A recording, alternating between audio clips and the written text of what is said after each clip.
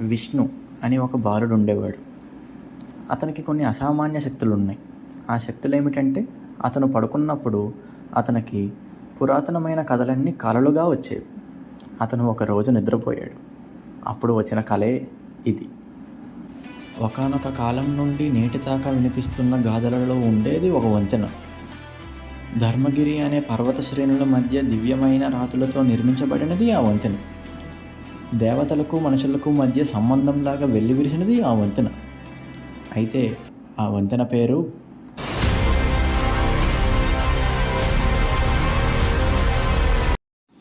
దేవపదము. సమీపంలో ఉండేది ధర్మపురం అనే ఒక గ్రామం. అందులో ఉండే ప్రజలు చాలా నిజాయితీగా భక్తితో నివసించేవారు. అక్కడ పుట్టింది ఒక చిన్నారి.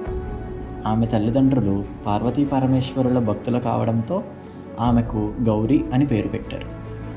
తను చిన్నప్పటి నుండి పూజలు ఎంతో భక్తి శ్రద్ధలతో చేస్తూ అక్కడ ఉన్న గౌరీ గుడిలో సేవలు చేస్తూ ఉండేది. ఒకానొక రాత్రి ఆకాశంలో ఒక వెలుగు. ఆ వెలుగు ఆకాశవాణి.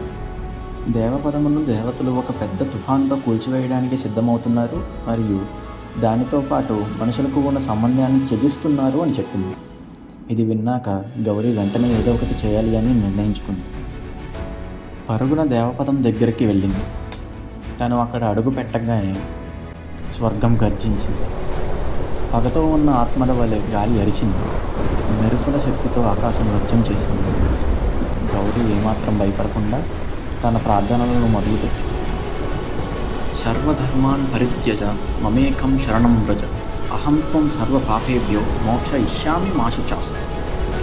ఆ ప్రతిధ్వనికి గాలి వణికింది. గాలి కింద భూమి బీటిల్లింది.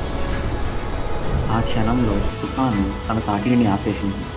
నక్షత్ర మండలాలు మబ్బుల గుండా వాటి కాంతిని వెదజల్లాయి. దేవతలు సైతం కిందకు దిగివచ్చారు. గౌరీ ముందు ఆశ్చర్యంతో నిల్చునిపోయారు.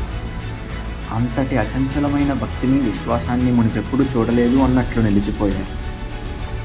యదా యదా హి ధర్మస్య గ్లానిర్భవతి భారత అభ్యుత్థానం అధర్మస్య తదాత్మానం సృజామ్యహం అని దేవతలు పలికారు. ఆ రోజు నుండి గౌరీని దేవతల ధర్మపురం చూసుకుంటూ వచ్చింది.